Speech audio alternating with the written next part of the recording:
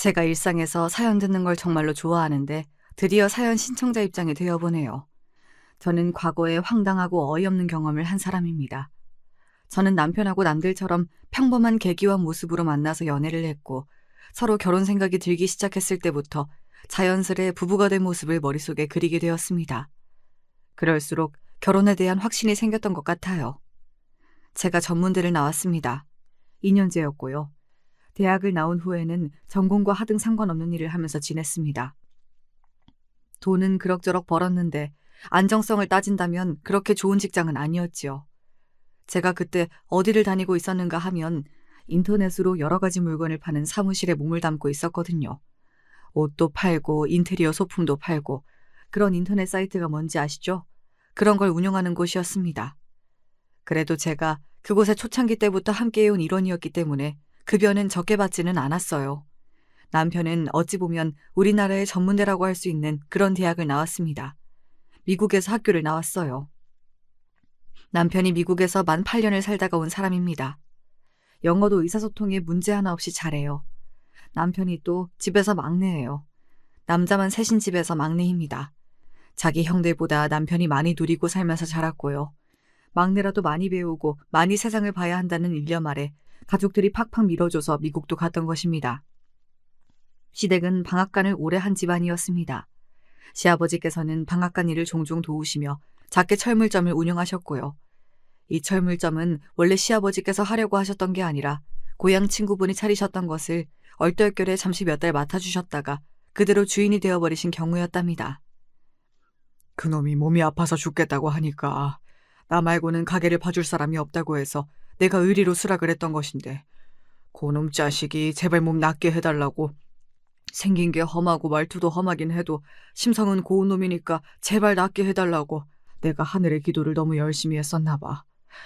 그때는 의료기술도 별로 좋지 않았는데 왜 기적같이 회복이 되고 지랄이람.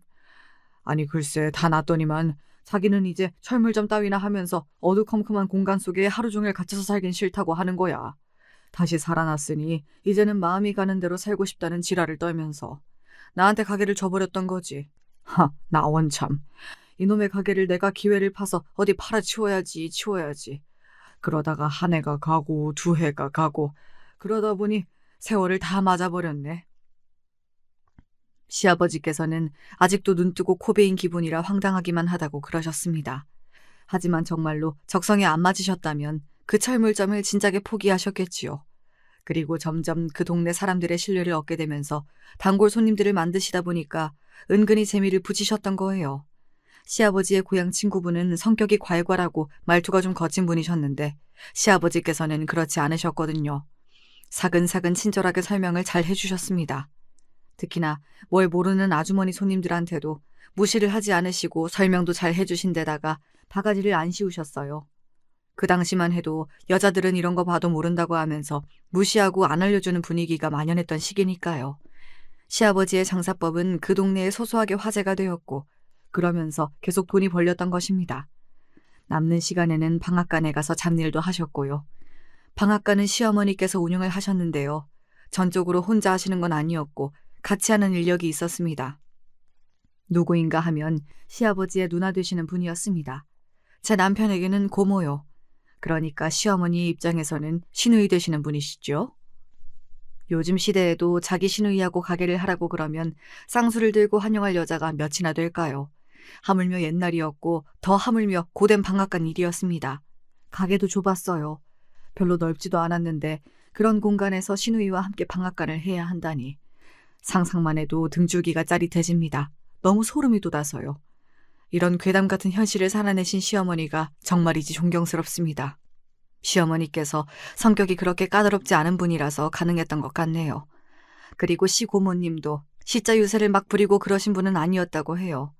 나중에는 건강이 좀 안 좋아지시고 그러면서 귀농을 결심하게 되면서 방앗간은 시어머니 혼자 하시게 됐고요. 늙으셔서 이제 일이 힘들어진 판국에 혼자 하시려니 벅차셨으나 세월을 머금으신 만큼 노련해지기도 하셨으니까요. 도사이셨습니다. 아무것도 모르는 새댁들이 쭈뼛쭈뼛거리며 쑥이 담긴 봉지만 들고 와도 그냥 알아서 다 해주셨다네요. 시어머니의 솜씨는 다 믿고 신뢰한다고 그 주변의 사람들이 입을 모았다지요. 그리고 자연스레 그 방앗간이 동네 사랑방의 역할을 어느 정도 하게 되어서요. 참기름 한 병 사러 오셔서는 왼종일 방앗간에 앉아서 떠들고 가시는 그런 어르신들이 비일비재하였습니다. 철물점과 방앗간은 거리가 가까운 편이라서 시아버지께서 자전거를 타고 슬슬 움직이시면 금방 도착하시는 거리였어요.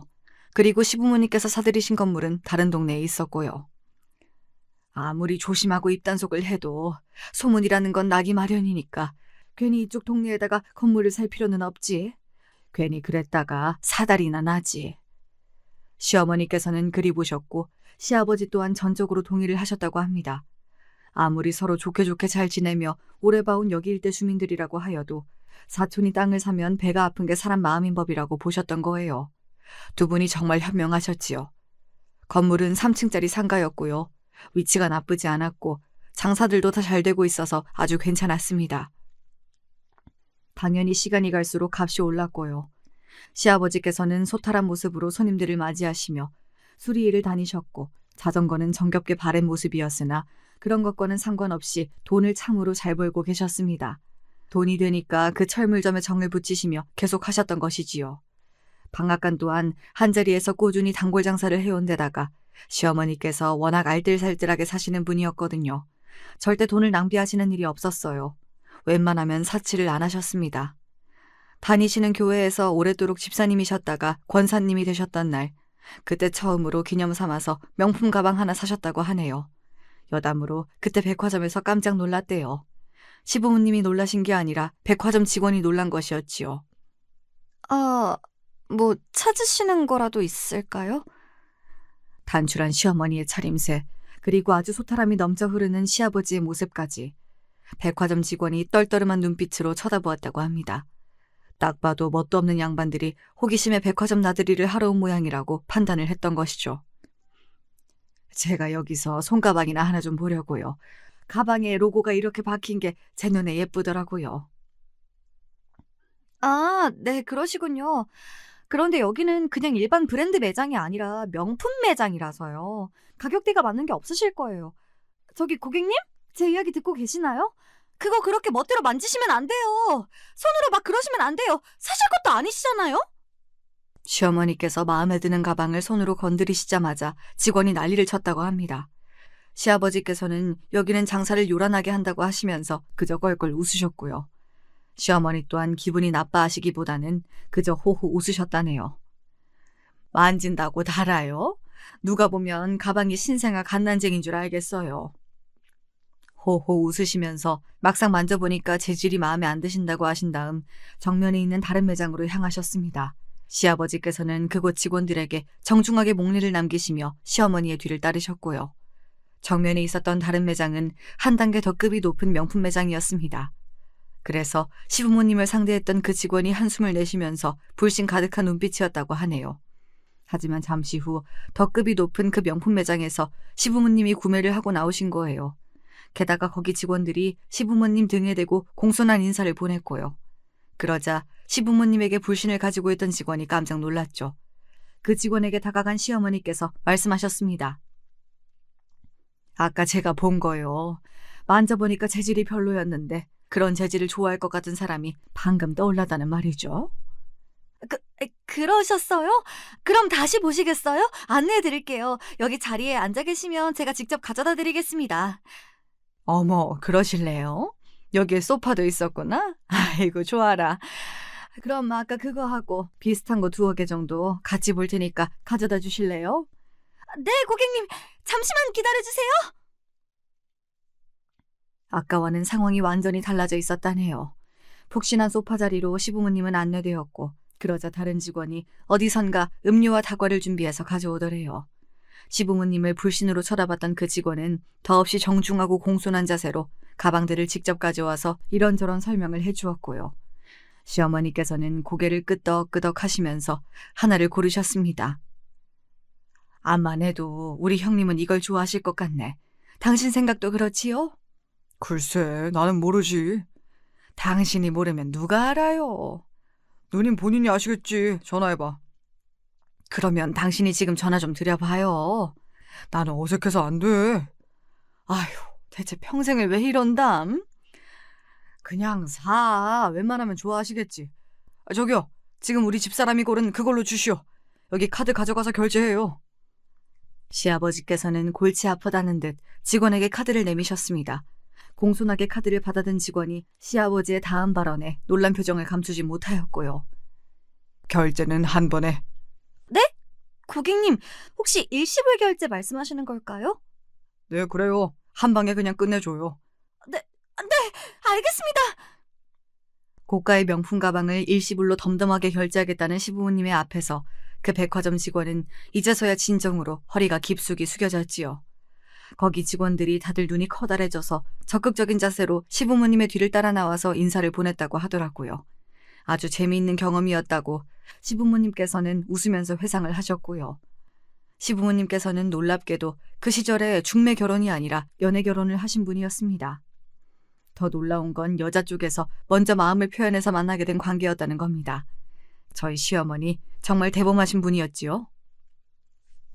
얼굴도 못생겨가지고 사는 형편도 좋지가 못해서 행색도 꼬질꼬질했는데 그래도 나한테 와서 내가 좋다고 말을 꺼냈던 그 용기가 참으로 가상했지. 그 자신감이 대단했어. 옛날 그때를 떠올리실 때마다 시아버지께서는 입가에 웃음이 지어지는 모양이었습니다. 그런 이야기가 꺼내실 때마다 시어머니께서 짜증스레 눈을 흘기시는 그 반응이 재미있어서 그러시는 것 같기도 하였고요. 어쨌거나 두 분이 결실을 맺었다는 게 중요한 거 아니겠어요. 첫 아들이 태어났고 시어머니께서 처음부터 아들을 낳으셨다는 것에 무척 기뻐하셨다고 합니다. 그리고 이윽고 두 번째로 아들이 태어났지요. 아들만 연속으로 낳다니 시어머니께서는 무척이나 뿌듯해하셨다고 합니다. 하지만 천천히 눈을 돌려서 보니까 당신의 시댁에는 고추밭이 풍년이었습니다. 시어머니의 시어머니, 즉 당시에는 살아계셨던 저희 시어머니 되시는 분께서 말씀하셨습니다. 다음번에는 꼭 딸을 낳아라. 객기를 부리며 싫다고 대답할 수도 없었습니다. 가만 보니까 당신의 친정에도 고추밭이 일구어지고 있었거든요. 시어머니께서는 근심에 잠기셨지요. 첫째, 둘째와는 다르게 조금 터울을 두고서 셋째가 태어났어요. 그리고 또 아들이었습니다. 당신의 친정 식구들이 크게 실망을 해서 입맛이나 멋쩍게 쩝쩝하시는 모습을 시어머니께서는 보고 마셨습니다. 분노의 결심이 섰지요. 너는 우리 집의 셋째이자 막내야. 알았지? 더 이상 나는 자식을 안 낳을 테니까. 시어머니께서는 넷째는 없다고 못을 박으셨습니다. 갓난아기 시절부터 얌전하고 해맑았던 제 남편은 그 소리를 듣고서 그저 배시시 웃었다고 하네요. 양가의 어른들은 그러면 앞으로 영원히 딸을 안 낳을 거냐고 잔소리를 하셨습니다. 그 앞에서 시부모님께서 이렇게 대답을 하셨지요. 넷째를 낳으면 넷째도 아들일 것만 같다고요. 그래서 그 다음부터는 아무도 넷째 이야기, 딸 이야기를 시부모님의 앞에서 안 꺼냈다고 합니다. 딸이기를 유독 염원했던 상황에서 나온 아들이라 그랬을까요?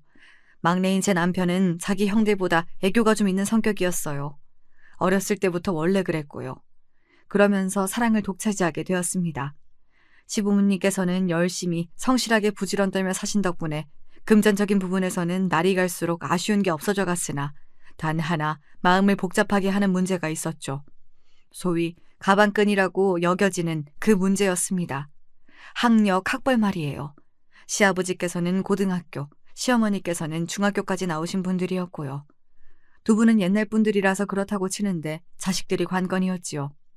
첫째인 제 큰아주버님이 학창시절을 보내실 때에는 시댁의 형편이 대단히 윤택하지 못했습니다. 그리고 그때까지만 해도 체계적으로 학업 지원을 해줘야 한다든지 이런 쪽으로 아무도 생각을 못하고 있었거든요.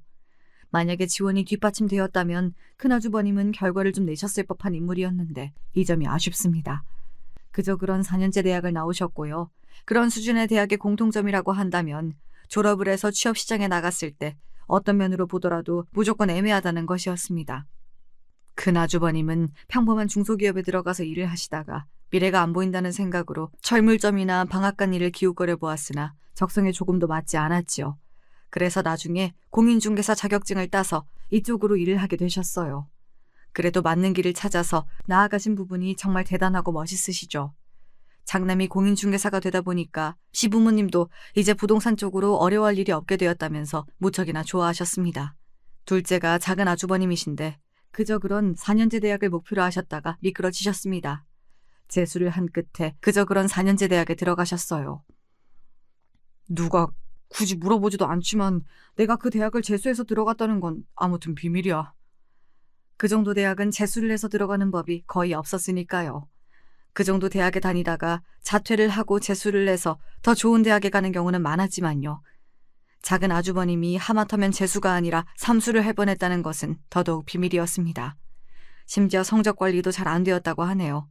그걸 들고서 괜찮은 회사에 들어가는 것은 불가능이었고요. 성적은 안 보고 대학 간판 정도만 보는 흔하게 널린 중소기업에나 들어가실 수 있었죠. 문제는 그런 곳에서도 작은 아주버님은 적응을 못하시고 배우는 게 느리셔서 헤매다가 그만두셨다는 것입니다. 그만두셨던 과정이 사실은 쫓겨나는 모양새였다는 것은 비밀입니다. 이렇듯 비밀이 많기도 한 작은 아주버님은 기세 좋게 철물점 일을 해보겠다고 하셨다가 시아버지의 혈압을 터뜨릴 뻔하셨고요. 방앗간 일을 돕겠다고 하셨다가 시고모님께 주걱으로 머리를 맞으셨습니다. 가실 데가 없었어요. 그런 작은 아주버님을 치근하게 바라봐준 사람도 있던 모양이었습니다. 사람이 죽으라는 법은 없나 봐요. 대학을 같이 다녔던 작은 아주버님의 동기가 알고 보니 집안이 인테리어 사업을 하는 경우였던 거예요. 야, 너 나랑 다니면서 일이나 배울래? 됐어. 이번에는 일하다가 내 꼬라지가 답답하다면서 페인트통으로 맞을까 봐 겁이 난다. 그렇게 머리 쓸 일도 없어. 그냥 하라는 것만 하면 돼. 일단 해보고 괜찮은지 한번 생각을 해봐. 그래? 형이 그렇게까지 말을 한다면요. 한번 해볼게. 작은 아주버님의 대학 동기는 동기이긴 했으나 나이가 2살 더 연상이었습니다. 그렇습니다. 그분도 현역 입학이 아니었던 거예요. 그래서 두 사람이 더 잘 맞았나 봐요. 작은 아주버님은 얼떨결에 그렇게 인맥으로 인테리어 쪽 일을 시작하게 되셨고 의외의 적성을 찾으셔서 그쪽 업계에 눌러 앉으셨습니다. 이래서 사람 일은 모르는 거라고 하는가 봐요. 아주버님들 두 분이 이런 것만 봐도 왠지 결이 다르시지요. 성격이 모나지 않고 둥글둥글하다는 점은 아주 두 분이 비슷하시답니다. 시부모님께서 그러신 분들이라 아주버님들도 분쟁 싫어하고 머리 아픈 일은 슬그머니 외면하는 기질이 비슷하게 있는 것 같아요. 그런 두 분이 억센 배우자들을 동일하게 맞이했다는 점이 아주 재미있는 대목입니다. 시댁에서 아쉬워했던 점이 바로 가방끈의 길이잖아요. 사람이 재력을 얻고 나면 권력을 탐하게 된다는 말처럼 그랬던 것 같아요. 이왕이면 시부모님께서 당신의 자식들이 엘리트 소리 좀 듣고 산 여자들과 결혼하기를 원하셨습니다. 그래야 태어날 손주들의 공부머리가 좋지 않겠냐는 생각도 좀 하셨고요. 돈은 크게 개의치 않으니 집안 형편이 어찌됐든지 간에 공부를 아주 잘하는 며느리들을 데려오라고 두 분은 아주버님들을 향해 일찍이 당부를 해놓으셨습니다. 그리고 아주버님들은 두 분 다 서울대를 나온 여자들과 결혼을 하셨습니다. 학벌주의, 명문대의 최고봉이라고 할 수 있는 바로 그 서울대 말입니다. 제가 어쩌다가 서울대 출신들과 동서지간이 되었는지 이런 앞날이 펼쳐져 있을 줄은 상상도 못하는 채로 저는 유년 시절을 보낸 아이였네요. 저의 지난 이야기를 좀 해볼까요? 제가 기억하는 한 아주 어렸을 때부터 집안의 분위기는 좋지 못했어요. 친정아버지라는 인간은 아무런 도움이 안 되었습니다. 친정엄마의 얼굴은 자주 얼룩덜룩하게 물들어 있었어요. 파란색, 보라색. 엄마의 얼굴에 물들어 있는 멍자국들을 쳐다보며 저는 자랐습니다. 황당한 건 말이죠. 아버지가 먼저 만나자고 사정을 해서 두 분이 처음에 교제를 시작했던 사이라는 것입니다. 결혼도 아버지가 적극적으로 말씀을 먼저 꺼내신 거였고요. 어디서부터 잘못된 것이었는지 이제는 아예 모르겠다. 아무 생각도 안 들어. 얼굴에 멍이 크게 들어있을 때면 부끄러워서 식당일도 못 나가셨습니다. 사람들이 수군거렸으니까요. 그럴 때면 엄마는 기력 없이 한숨만 내쉬며 집안에 앉아 계셨지요. 엄마가 말씀하시기를 아버지가 분명 처음에는 안 그런 남자였다고 하셨어요. 전혀 안 그랬던 남자가 결혼을 하고 난 뒤로부터 서서히 본색을 드러냈고 아이가 태어난 뒤로는 매사에 시큰둥한 모습을 보이더니 그때부터 시간이 점차 흐를수록 욕설은 기본이고 주먹도 쓰고 발도 쓰는 무례한이 되어갔다는 게 아버지를 옆에서 지켜보신 엄마의 증언이었지요. 저희 가족의 모습을 지켜본 사람들이 말했습니다. 왜 진작에 끝내지 못했고 도망치지 못했냐고요. 엄마는 죄가 없었고 내도록 당하며 고통을 받으셨는데 사람들은 엄마를 향해 손가락질하면서 왜 멍청하고 어리석게 답답하게 살았냐면서 욕을 했습니다. 외가는 가난했습니다. 엄마는 중학교까지만 나오셨고 고등학교는 나중에 검정고시를 따로 보신 분이었어요. 게다가 외가 식구들 자체가 썩 그렇게 사리에 박지 않았고 이속을 챙길 줄을 몰랐습니다. 집안의 분위기이며 사람들의 성품이 원체 그러하였습니다.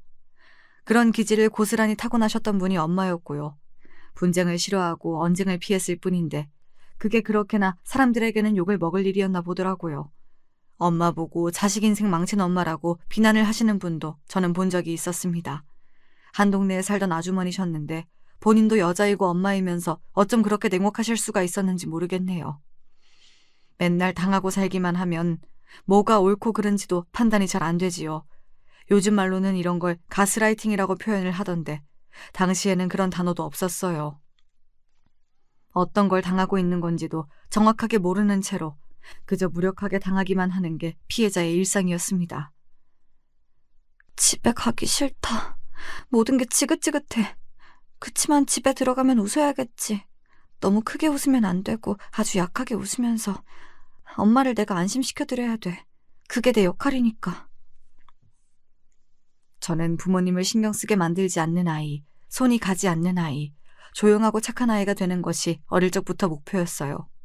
불안정한 가정 안에서 보고 자란 게 전부 좋지 않은 광경들 뿐이었으니까요.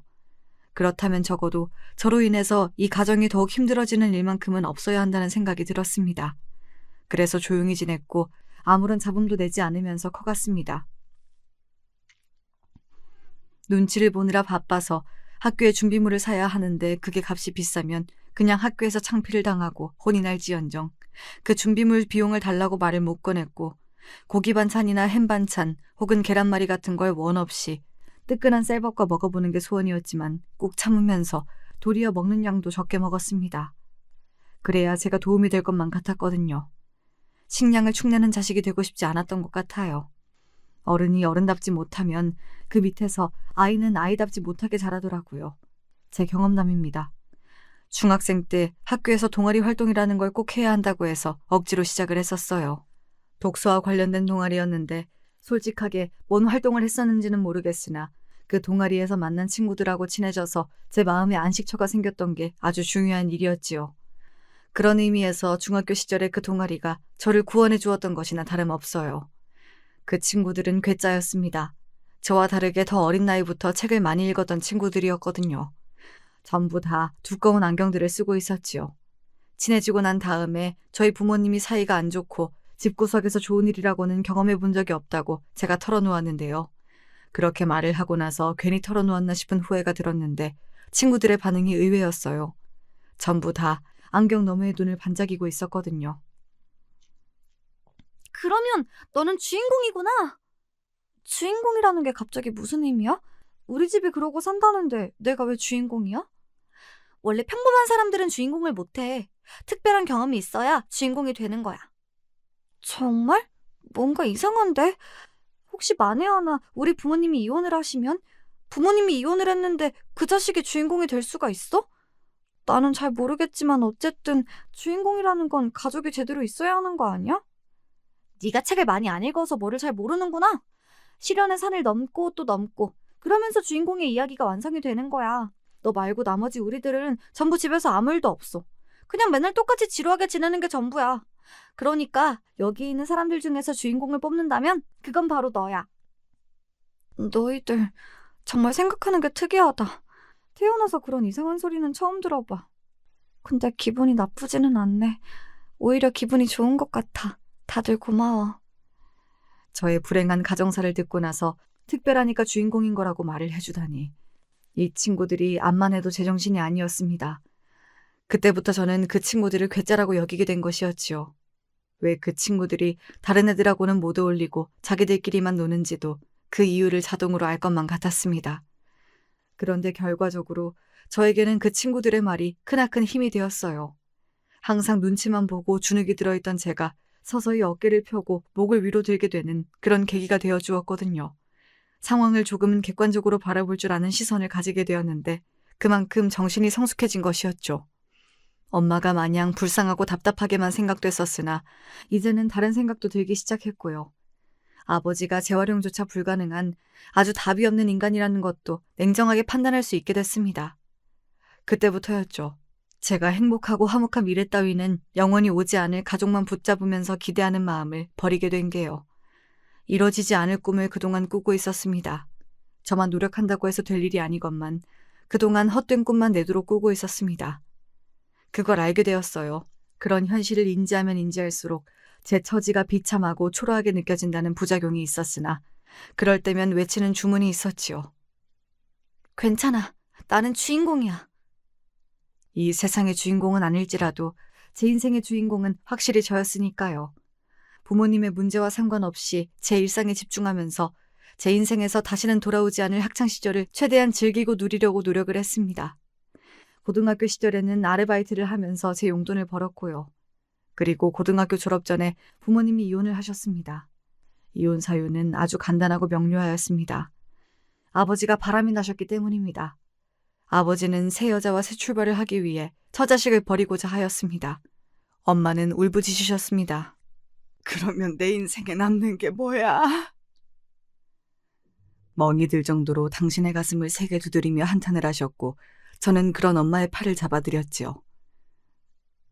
엄마, 그냥 이참에 아버지하고 끝내세요. 너는 모르는 소리 하지 마라. 내가 누구 좋으라고 이혼을 해줘. 누구 좋으라고. 엄마 좋으시라고요. 뭐? 내가 지금 억울하고 분해서 죽겠는데 이혼을 하는 게 어떻게 나 좋은 일이라는 거야. 그게 말이나 되니? 네, 지금 이혼 안 하시고 그렇게 악에 받쳐서 아버지를 붙잡으시잖아요? 그러면 모래를 쥐고 계시는 거나 다름 없어질 거예요. 모래는 결국 손가락 사이로 다 빠져나가겠죠. 엄마가 이혼을 안 해주셔도 아버지가 그 여자랑 같이 사는 걸 막으실 수가 없잖아요. 그럼 결국 엄마만 고통스러운 거죠. 엄마의 인생은 계속 아버지한테 잡혀있는 것이 되겠지요. 분하고 억울하고. 그렇다고 해서 인생을 바로잡을 기회를 놓치지 마세요. 이제라도 다르게 사셔야죠. 그냥 내려놓으세요. 다 내려놓고 엄마의 인생을 찾으세요. 엄마의 인생은 엄마가 주인공인 거예요. 네가 언제 이렇게 다 커버렸니? 네가 그런 생각까지 할 수 있는 애였어? 제가 벌써 18살인데요. 엄마가 저를 보지 않고 계시는 동안에도 저는 무럭무럭 자라고 있었어요. 엄마는 당신의 두 손에 얼굴을 가득 묻고 한참이나 흐느껴 오셨습니다. 저는 이 흐느낌이 먹고 나면 두 분의 결혼 생활도 끝이라는 직감이 들었습니다. 엄마는 얼마 되지도 않는 집안의 재산을 거의 대부분 차지하는 것을 조건으로 이혼을 하셨습니다. 자식인 저를 엄마가 전적으로 책임지게 되셨기 때문에 그 돈이라도 챙길 수 있었던 것이죠. 엄마는 이제 아무런 미련도 후회도 없다는 얼굴로 아버지와 이혼을 하셨는데요. 그때 아버지의 표정이 참으로 묘하게 보였어요. 엄마가 당신에게 처절하게 매달리는 모습을 기대하셨던 걸까요? 웃기지도 않네요. 저는 후련한 기색으로 덤덤하게 아버지를 바라볼 뿐이었고요. 마지막으로 꾸벅 인사를 남긴 게 전부였던 저와는 다르게 아버지는 복잡한 시선으로 저를 끝까지 바라보고 계셨습니다. 가장의 역할도 못했던 주제에 바람이 난 여자와 꼭 결혼을 하고 싶어 하셨던 이유가 있더라고요. 첫째로는 그 여자가 돈이 좀 있는 여자였기 때문이고요. 둘째로는 그 여자가 임신을 했기 때문입니다. 저희 부모님이 이혼을 하셨을 때는 그 여자가 이미 거의 만삭에 가까웠고요. 참고로 그 여자 또한 아버지가 두 번째 결혼이었는데요. 첫 번째 결혼은 사별로 끝이 난 모양이었어요. 사별한 배우자와의 사이에서 아이가 하나 있었고요. 아들에게는 아버지가 꼭 필요하다는 논리를 들며 저희 아버지와 그 여자가 그렇게나 열렬히 붙어먹었던 모양입니다. 두 사람이 얼마나 추잡한 새 출발을 해서 살든 말든 저는 관심이 없었지요. 엄마 또한 부디 그러시기를 바라는 마음으로 살았습니다. 공부에 큰 흥미도 재능도 뜻도 없었던 저는 대학을 아예 안 갈까도 싶었으나 학비가 거의 들지 않는 데다가 취업에도 도움이 될 것 같은 전문대가 보여서 그곳에 진학을 했던 거예요. 중학교 동창인 괴짜 친구들하고는 성인이 된 후에도 연락을 꾸준히 주고받았는데요. 여전히 독특한 생각들을 하고 사는 그 친구들 덕분에 저는 항상 열린 눈과 귀로 살아가는 사람이 될 수 있었던 듯 싶어요. 인터넷 쇼핑몰을 본격적으로 운영하는 곳에 들어가서 물건의 종류와 상관없이 다 동일하게 들여와서 판매를 해야 한다는 아이디어도 내게 되었고요. 처음에는 빈약하기 짝이 없는 작은 사무실이었지요. 초반에 휘청휘청하면서 위기도 맞이하였고요. 그러나 저는 의리를 지키며 자리를 지켰습니다. 그렇게 지내던 중에 의리 없기로는 제 인생에서 최고봉인 인물이었던 아버지에게서 연락이 왔던 것입니다. 정확히는 엄마에게 연락이 온 걸 제가 전해들은 것이었고요. 네? 아버지가 돈을 그렇게나 많이 버셨다고요? 사업? 주식? 뭔지 잘 모르겠지만 어쨌든 하는 것마다 전부 잘 되셨다는 것만은 알겠어요. 그런데 제가 궁금한 건 그렇게 버신 재산을 왜 저희한테 주신다는 거예요? 갑자기요? 그게 네 아버지가 벌을 받은 모양이야. 벌을 받았다면 그렇게 부자가 되지도 않으셨겠죠.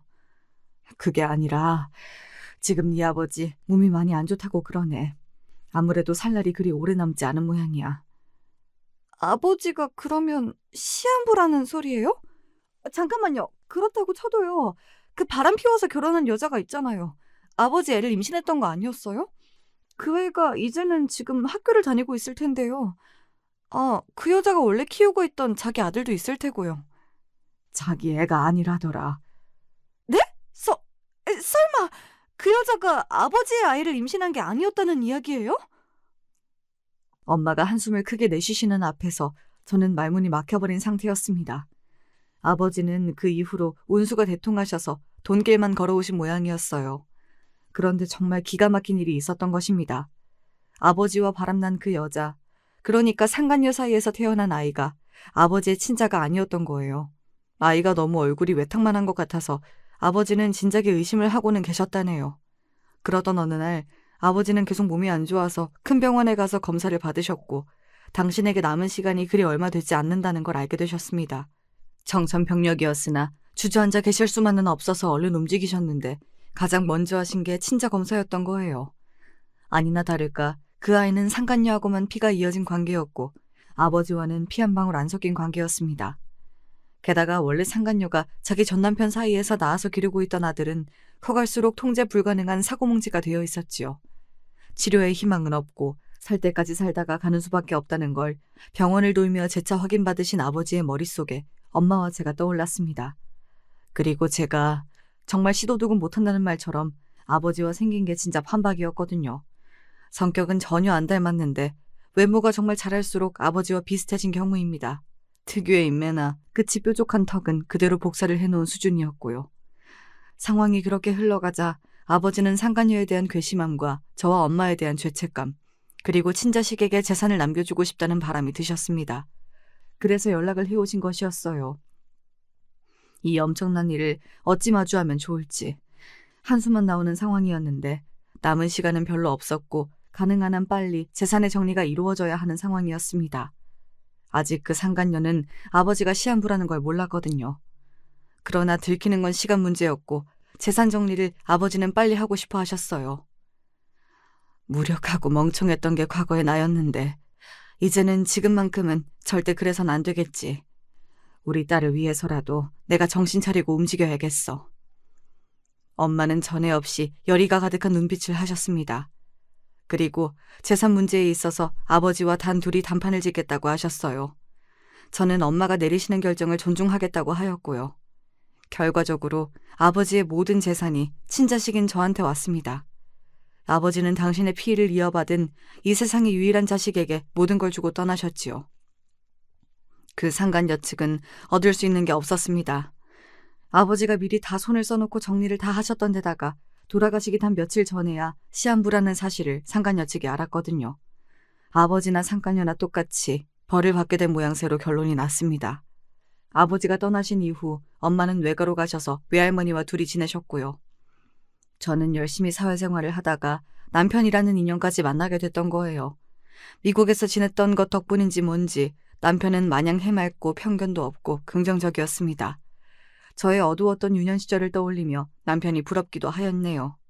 이혼 가정에다가 전문대 졸업, 안정성 측면에서는 탄탄하지 못한 직장까지. 저의 이러한 조건들만 보자면 남편에게 많이 못 미쳤다고 볼 수 있었죠. 하지만 남편은 그런 걸 전혀 따지지 않았고요. 그냥 제가 좋다고 했어요. 저도 그런 남편이 좋았고 저희끼리 꼭 붙들고 있는 모습을 보신 시부모님께서도 너그러이 고개를 끄덕여 주셨습니다. 서울대 나온 며느리를 이미 둘씩이나 봤는데 더 이상은 바랄 것도 없어. 뭘 따지겠나? 우리 막내가 좋다고 하면 그걸로 된 거지. 막내 아들 사랑이 지극하신 시아버지께서는 흐뭇한 눈빛으로 저를 바라봐 주셨습니다. 전문대를 나오면 뭐 어때? 사는데 지장 없는 곳을. 새며느리가 서울대를 나왔으면 그건 또 그거대로 골치 아파져서 안 돼. 잘난 척하는 주둥이가 하나 더 늘어나는 거잖아. 아이쿠야, 더는 안 되지. 시어머니께서는 그런 말씀을 연신 중얼거리시며 저를 기꺼이 새 며느리로 허락해 주셨고요. 저는 시부모님께서 크게 묻지도 따지지도 않고 환영해 주실 줄을 몰랐기 때문에 어안이 벙벙했던 것 같아요. 두 분은 미국까지 가서 살면서 공부하다가 온 똑똑한 막내 아들이 좋다고 하는 여자라면 무조건 안 좋을 일이 없다고 하셨습니다. 앞으로 천천히 서로에 대해 알아가면 될 일이지 미리 그렇게 이것저것 재고 따지고 될 것도 전혀 없다고 하셨고요. 저는 남편의 유유자적한 기질이 미국에서 온 게 아니라 유전에서 비롯되었다는 생각을 그제야 처음 하게 되었지요. 난관일 거라고 생각했던 시부모님과는 아무런 마찰도 없었습니다. 그런데 전혀 별다른 생각이 없었던 쪽에서 문제가 터지더라고요. 이래서 인생은 의외의 연속이라고 하는 건가 봐요. 제 아주버님의 서울대 부인들 말입니다. 제 손이동서 두 분이 함께 서울대 동문안이라고 할까봐 세트이더라고요. 둘이 한 세트요. 시어머니께서 그러셨어요. 제 손이동서들이 워낙 자기들끼리만 아는 소리를 떠들고 자기들끼리만 뭉쳐서 행동하는 경향이 있다고요. 그 이야기를 듣고 나서 그냥 그런가 보다 싶었는데 그걸 제가 직접 겪게 되었던 거예요. 며느리들끼리 인사 나누고 친목을 나누라고 하면서 시부모님께서 카드 한 장을 내어주셨습니다. 맛있는 밥 한 끼를 같이 먹으라고요. 근사한 식당에 다녀오라는 말씀을 들으며 저는 신이 나서 눈을 빛냈습니다. 하지만 카드를 받아드는 큰 형님이나 그 옆에 작은 형님은 저하고 낯빛이 그때 좀 달랐어요. 날짜는 언제로 할까요? 두 분이 편하신 대로 제가 맞출게요. 제가 그렇게 먼저 운을 띄우자 형님들은 머쓱한 기색으로 고개만 끄덕이실 뿐이었어요. 사람 맥 빠지게 왜 저러시나 싶었는데 지켜보시던 시어머니께서 소리 없이 한숨을 내쉬며 고개를 돌리시는 게 보였답니다. 서울대 출신 형님들이 여태 집안에서 한 가닥씩 하고 계셨다는 것을 저는 느낄 수 있었고요. 얼마 뒤 고급 소갈비 식당에서 만나는 것으로 일정이 잡혔습니다. 그곳은 시아버지께서 추천해 주신 장소이기도 했어요. 남편도 거기를 가봤는데 아주 맛있는 곳이라고 했어요. 듣기만 해도 침이 고이더라고요. 기대를 많이 하고서 그날 도착을 했지요. 안녕하세요 형님들, 저 왔어요. 명랑하게 인사를 드리면서 테이블로 다가갔는데 두 분이 똥 씹은 표정으로 저를 보시는 게 아니겠어요. 게다가 4인 테이블석이었는데 두 분이 마주보고 앉으신 상태였어요. 본능적으로 저는 이쪽도 저쪽도 옆으로 가서 앉기가 상당히 민망할 것 같다는 예감이 들었습니다. 게다가 이제 보니까 테이블에 이미 음식이 나와 있었고 두 분이 이제 막 드시기 시작한 그런 때였더라고요. 제가 시간 맞춰 잘 온 줄 알았는데 그래도 제가 좀 늦었나 보네요. 저기 그런데 제가 어느 쪽에 가서 앉으면 좋을까요? 혹시 두 분이 나란히 앉으신다면 그렇게 해도 좋고요. 제가 옆에 앉으면 불편해하실까봐 두 분이 혹시 나란히 옆으로 앉으실 거냐는 질문까지 드렸습니다. 제 딴에는 온 사력을 다한 것이었죠. 바로 그때 메인 메뉴인 소갈비가 가득 담긴 접시가 도착을 했습니다. 두 분은 제가 도착한 순간부터 지금까지 저에게 일절 대꾸도 안 하신 채였고요. 작은 형님이 불판 위로 소갈비를 올려주시더군요. 그래서 제가 작은 형님 옆으로 가서 슬쩍 앉았습니다. 그러자마자 큰 형님이 젓가락을 테이블 위로 소리나게 내려놓으셨어요. 밥맛 떨어지게 진짜. 그러더니 짜증을 내시더라고요. 그것도 저를 보시면서 말입니다. 며느리들끼리 맛있는 음식 먹으라고 시부모님께서 마련을 해주신 자리였고 저는 새 며느리 된 입장으로 그냥 왔을 뿐인데 이렇게 불청객 취급을 받아야 할 일인가 싶어서 어리둥절했습니다. 화도 안 났고 그냥 당황스러웠어요. 큰형님이 혹시 어디 아프신 건가 싶기도 했습니다. 하지만 그때 제 옆에서 작은 형님이 한숨을 푹 내쉴 때부터 이 두 분이 작당을 하셨다는 걸 알게 되었지요. 그러게요. 갑자기 이 식사의 품격이 확 떨어지는 것만 같아요. 뭔 놈의 품격이냐고 묻고 싶었습니다. 당장 따져 물을까 하다가 어디까지 가나 보자 싶어서 형님들을 번갈아 쳐다봤지요. 그랬더니 큰형님이 피식 비웃으면서 저한테 이러시더군요. 눈치가 없나 봐? 살면서 그런 소리 꽤 들었지? 눈치 없다는 소리. 글쎄요. 별로 그런 소리는 들어본 적이 없는데요. 제가 지금 이 상황이 어떻게 된 건지 모르겠거든요. 이런 걸 보면 제가 눈치가 되게 좋은 사람은 아닌 것 같네요. 그러니까 말씀을 해주시겠어요? 지금 저를 왜 이렇게 불편하게 대하시는 건지? 당연히 불편할 수밖에 없는 거 아닌가? 머리가 달렸으면 생각이라는 걸 해봐. 어디 이름 없는 대학 같지도 않은 전문대를 나온 주제에 어떻게 서울대를 나온 우리하고 다짜고짜 맘먹으려고 들어? 네? 제가 지금 잘못 들은 거 아니죠? 서울대 나오신 게 그래서 뭐요? 전문대를 나온 제가 서울대를 나오신 두 분 앞에서 고개를 조아리며 겸상을 해도 되는지 정중하게 여쭈고 허락을 구하기라도 했어야 했다는 건가요? 설마 그건 아니죠? 제정신이라면 그런 발상은 못 하실 거라고 믿어요. 뭐야? 말하는 꼬라지가 아주 대단하다. 역시 못 배워 처먹으면 수준이 저급할 수밖에 없구나. 그런 식으로 우리를 끌어내리려고 얄팍한 수를 써봤자 소용없어. 안 통하니까. 좋은 말로 할 때 사라져. 두 분 어쩜 이렇게 유치하세요? 서울대고 나발이고 나이 먹고 이러는 거 너무 유치한 거 아닌가요? 아버님, 어머님한테 다 말씀을 드려야겠네요. 두 분이 이런 분들인 줄 몰랐습니다. 제가 단호하게 말씀을 드리자 두 분이 동시에 저를 비웃으셨어요. 집안에서 사랑받으며 커온 막내 아들의 옆자리를 꿰찬 것 하나로 너무 기세등등한 것 아니냐며. 그래봤자 저라는 인물 자체는 아무 보잘것 없으니 서울대 출신인 본인들하고는 게임이 안 된다고 하셨습니다. 작은 형님은 저보고 이만 꺼지라는 듯 팔로 저를 슬쩍 밀어내기까지 하셨어요. 그래서 제가 친절하게 밀려나 드렸고요. 미련 없이 그곳을 나와서 시댁으로 향했습니다.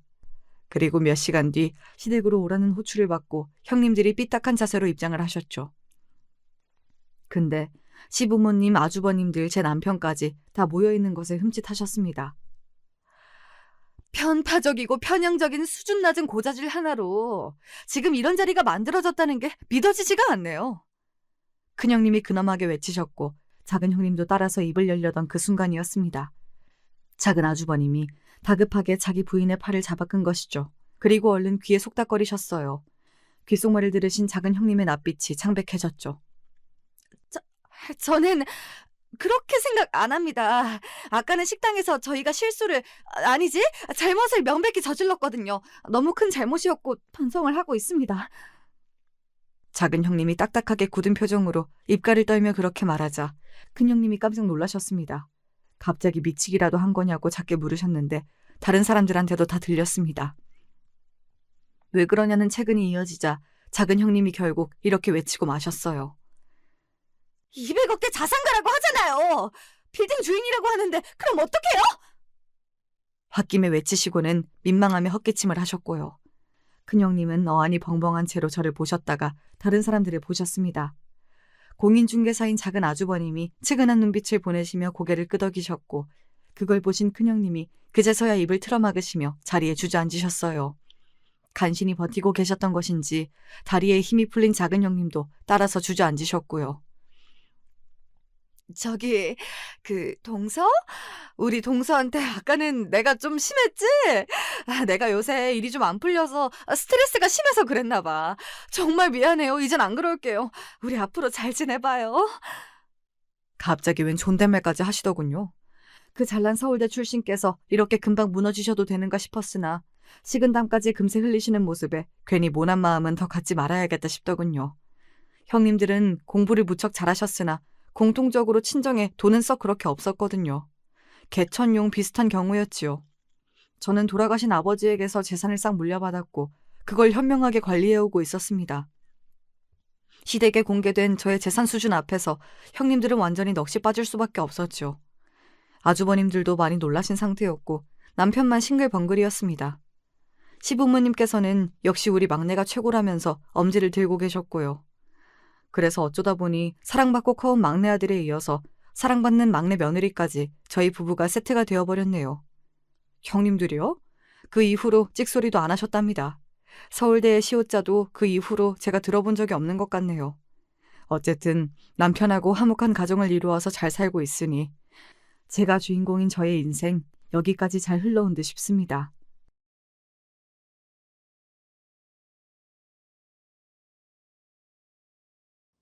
항상 팔불출 같다고 할까봐 남편 자랑을 어디 가서 하지 않았어요.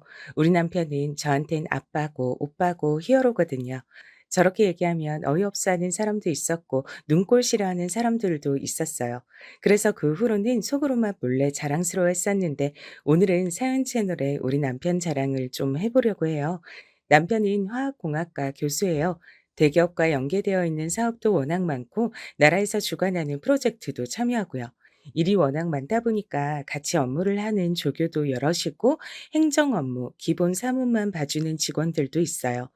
보통은 대학 본관에 소속되어 있는 사람들이 많은데 저는 예외로 프로젝트 사업할 때 들어온 사무 직원이었어요. 워낙 처리해야 하는 서류도 많고 이리저리 전화 받고 서류 발송하고 팩스 보내야 하는 일들이 너무 많은 바람에 고졸인 제가 일을 하게 됐어요. 정말 운이 좋았죠. 사실 고졸이라고 아무나 들어올 수 있는 건 아니었지만 제가 컴퓨터 자격증이 많아서 업무에 많이 능숙하고 전산 회계를 할 줄 알았기 때문에 일을 하게 됐어요. 남편은 경상도 사람이고 완전 친드레 스타일이에요. 좀 많이 무뚝뚝하거든요. 근데 참 믿음직하고 거짓말도 안 해요. 그래서 믿을 수 있는 사람이라 결혼했답니다. 그렇다고 센스 없고 무심하진 않아요. 그래서 제가 참 좋아하는 것 같아요. 남편은 자수성가해서 참 부지런해요. 부지런하고 성실한 게 얼마나 대단했으면 이리저리 다 소문이 나서 곳곳에서 여러 프로젝트를 남편이 맡아주길 바래요. 특히 남편은 어떤 일이라도 남한테 미루는 걸 제일 싫어해요. 항상 매의 눈으로 모든 사람들을 예의주시하고 잘 살펴보는 사람이에요. 전 제가 좋아하는 거에 관심이 있고 사실 주변은 크게 살피지 않으려고 하는 편이거든요. 그래서 남편이 절 주시하고 있는 것도 사실은 잘 몰랐어요. 남편을 처음 만났을 때 남편은 33살이었어요. 나이도 젊은 데다 능력 있는 교수였던 남편은 제가 다른 사람들이랑 행동하는 게 다르단 걸 남편은 알고 관심을 가지고 있었나 봐요. 전 식물을 많이 좋아하거든요. 식집사라서 어릴 때부터 화분에 허브들을 키우고 죽은 식물들한테 정성을 들여서 키워내는 걸 좋아했어요. 사무실 안에 화분들이 시들시들하길래 햇빛도 볼 수 있게 집에 남는 식물 등 가져와서 좀 켜주고 식물 비료도 좀 줬더니 금방 또 잘 자라더라고요. 그리고 먼지 제거하는 걸 좋아해서 잘 닦고 다녔어요. 이건 유튜브에서 배운 꿀팁인데 물에 린스를 섞어서 분무기로 뿌리고 닦으면 먼지가 잘 앉지 않는다고 하더라고요. 그래서 자주 닦고 다녔더니 한결 사무실이 쾌적해졌어요. 그리고 색깔별이나 가나다 순으로 정리하는 걸 좀 좋아하거든요. 남들 모르게 조금씩 조금씩 해놨더니 비품 찾는 것도 빨라지고 서류 찾는 것도 너무 편해졌어요. 컴퓨터에 저장되어 있는 서류들도 마찬가지고요. 계속 종류별로 분류를 해놔요. 그리고 업무 처리가 편하게 매뉴얼을 만들어서 계속 업그레이드를 시켰어요. 여기 일에 맞춰서 보고서나 문서 서식들도 다 만들어뒀고요. 새로운 사람이 오면 모든 업무가 체계화되어 있어서 많이 놀라더라고요. 처음 와서 일하는 사람도 한 번에 다 알 수 있도록 정리된 업무 안내서를 주거든요. 그걸 보고 두 번째로 놀라요. 이거 정리하신 분 누구냐고요. 그럴 때마다 정말 보람 있더라고요. 어떤 직원은 여기는 자동으로 모든 게 다 업데이트되는 프로그램을 쓰는 줄 알았대요. 저는 그냥 조용히 웃었는데 교수님이 얘기하시더라고요. 그거 미나 씨가 다 한 거예요. 여러분들은 잘 몰랐겠지만. 다들 네? 에이 설마 이런 반응이면 한 말씀 더 하셨어요. 여러분들이 다 미나 씨처럼 일하면 우린 세계 1등 교수진이 될 수 있을 거예요. 무적이죠, 무적. 여기 먼지 하나 안 앉은 거 알아요? 미나 씨가 늘 청소해서 그래요. 업무 안내서 시킨 적 없는데 미나 씨가 만들었어요. 우리 쓰고 있는 문서 서식들도 다 미나 씨가 만들었고요. 내 사무실의 책장 가나다 순으로 정리해 놓고 서류도 정리해 놓고 비품실도 찾기 쉽게 다 분류하고 번호 붙여 놓은 거 알죠? 그것도 혼자 다 했어요. 회계 업무 말하면 뭐해요. 입 아파요. 내 회계사 친구가 회계 프로그램 뭐 쓰는 거냐고 물어보더라고요. 어떻게 매번 이렇게 정리해서 주냐고 하더라고요. 이런 직원이 있다니까 자기 사무실로 스카우트하고 싶다고 하더라고요. 여러분은 아무도 몰랐죠. 여기 미나 씨가 다 돌리고 있어요. 내가 아니라. 사람들이 그래요. 교수님이 저렇게 말 많이 하는 거 처음 봤다고요. 저도 처음이라서 한창 눈 동그랗게 뜨고 쳐다봤어요. 그래서일까요? 언제부턴가 저만 개인적으로 보너스를 보내주셨어요. 너무 고마워서 넣었다고요. 알고 보니 보너스만 200만 원이나 더 넣으셨더라고요. 처음으로 따로 연락을 드렸어요. 돈이 잘못 들어온 줄 알았거든요. 근데 정말 다정한 목소리로 받아주셨어요. 일한 만큼 보너스 넣었다고요. 다른 사람들은 보너스 20만 원 받았다고 하는데 저는 입 다물고 가만히 있었어요. 제가 일을 10배나 더 했다고 생각하시는 것 같더라고요. 누군가가 나에 대해서 알아주는 게 이렇게 행복한 일인지 처음 알았어요. 사실 부모님은 저에게 항상 실망스럽다느니 "왜 이렇게밖에 못했니? 왜 1등이 아니니?" 이런 말들만 하셨거든요. 그래서 너무 힘들어서 인연 끊고 산지 오래됐어요. 절 깎아먹으면서까지 부모님들과 참고 살긴 싫더라고요. 그래서 일찍 취업하고 돈 벌었어요. 제 힘으로 벌어서 방통대도 나왔어요. 하지만 여기선 그냥 고졸이라고 알고 있고 저도 더 얘기하지 않았어요. 여기서 일하다 보니까 공부하는데 대학교에선 어떤 걸 공부하는지 궁금해서 다니기 시작했어요. 학교 다닐 때만 해도 공부도 잘해서 좋은 대학 갈 거라고 생각했어요. 저도 그렇고 주변 사람들도 다 그렇게 생각했죠. 그런데 고3 때 제 인생이 너무 큰 사건이 있었어요. 아직도 그때를 생각하면 후회밖에 되질 않아요. 그래서 그 이후로 여러 강박들이 생긴 것 같아요. 항상 주변을 살피고 다니는 게 습관이 돼버렸어요. 수민이라는 제 친구. 아직도 보고 싶어요. 수민이랑 저는 같은 유치원, 같은 초등학교, 같은 중고등학교까지 껌딱지처럼 붙어 다닌 소꿉 친구였어요. 수민이는 늘 성격도 다정하고 얼굴도 이뻐서 인기도 많았죠. 고3 때 다른 반이었던 게 너무 아쉬울 정도였습니다. 저희 집에선 제가 의대에 가길 바랬기 때문에 절 항상 쪼아댔어요. 항상 부정적인 말들만 하셨어요. 전 학원이랑 과외에 시간을 뺏겨서 수민이랑 자주 볼 순 없었지만 카톡도 자주 하고 웃긴 게 있으면 같이 공유도 하고 그랬어요. 근데 언제부턴가 수민이가 연락도 뜸하고 바쁜지 전화도 잘 안 받더라고요. 조금 섭섭했지만 고3이라 그런가 보다 하고 저도 공부에 더 매진해야지 했어요. 하루는 수민이가 미나야 나 힘들어 하고 카톡이 왔더라고요. 다시 전화를 하니까 받진 않았어요. 그 다음날 학교에서 만나면 얼굴 보고 얘기나 좀 해야겠다 싶었어요. 오래간만에 본 수민이는 예전 모습이 아니더라고요. 갑자기 얼굴이 반쪽이 됐다고 할 정도로 바짝 말라 있었어요. 그렇게 친했다고 하면서 왜 오랜만에 보냐고 하겠지만 반도 다른 데다 학원에 과외에 눈코 뜰 새 없고 잠깐이라도 쉬는 시간이 되면 부족한 수면을 보충하느라 매점도 잘 못 가고 다른 반에 갈 힘도 기력도 없더라고요. 바쁘게 지내다 보니 마주쳐도 아주 잠깐씩이었던 거죠. 수민이는 미대에 진학하고 싶어 했어요. 학원 선생님이 잘 가르쳐 주셔서 갈 수 있을 것 같다고 너무 좋다고 했었거든요. 장학금 받을 수 있도록 최선을 다해서 가르쳐 주시는데 실력이 많이 늘었다고 칭찬받았다고 웃던 얼굴이 지금도 기억나요. 집안이 그렇게 넉넉하진 않아서 항상 미대 진학을 걱정했었는데 학원의 선생님이 적극 추천해 주시면서 따로 과외도 해 주시겠다고 그렇게 웃으면서 말했었는데 그런데 너무 충격적이게도 그 학원 선생님이 따로 집에서 과외를 해 주시겠다고 하고 수민이한테 약을 먹이고 몹쓸 짓을 했더라고요. 어떻게 선생이란 사람이 그것도 자기 지위를 이용해서 절박한 사람을 저렇게까지 짓밟을 수 있을까요? 그것도 어른도 아니고 아직 학생인 수민이한테 다른 사람들한테 말도 못하게 영상까지 찍어서 협박까지 했다는 사실에 전 정말 오열했어요. 오로지 좋아하는 그림을 그리고 싶어 했던 아이였는데 저한테 너무 힘들다고 카톡을 보냈던 날이 아마 그 선생님한테 당한 날이었던 것 같아요. 제가 어떻게 그 일을 알게 됐냐면 너무 힘들었던 수민이가 저한테 마지막으로 카톡을 보내고 아파트 옥상에서 뛰어내렸기 때문이에요. 자기한테 이런저런 일이 있었다. 너무 무섭고 겁이 났다. 넌 살면서 이런 일 당하지 않고 아름답고 예쁘게 잘 지냈으면 좋겠다. 너랑 놀면서 같이 그림 그리고 수다 떨던 때로 돌아갈 수만 있으면 정말 좋겠다. 너무 보고 싶다, 미나야. 이런 내용이었어요. 저한테도 말도 못하고 괴로워했을 수민이가 너무 보고 싶고 안타까웠어요. 제가 수민이 장례식장에 간다고 하니까 못 가게 말리시는 부모님 앞에서 전 살면서 처음으로 반항이란 걸 하게 됐어요. 거의 눈이 뒤집어졌죠. 가겠다, 가지 마라. 몇 시간을 싸워서 다른 집에서 항의도 들어왔었어요. 결국은 저를 가게 해주셨는데 장례식장에서 몇 시간 동안 빈소에서 울기만 했어요. 수민이 부모님한테 카톡도 보여드렸고요.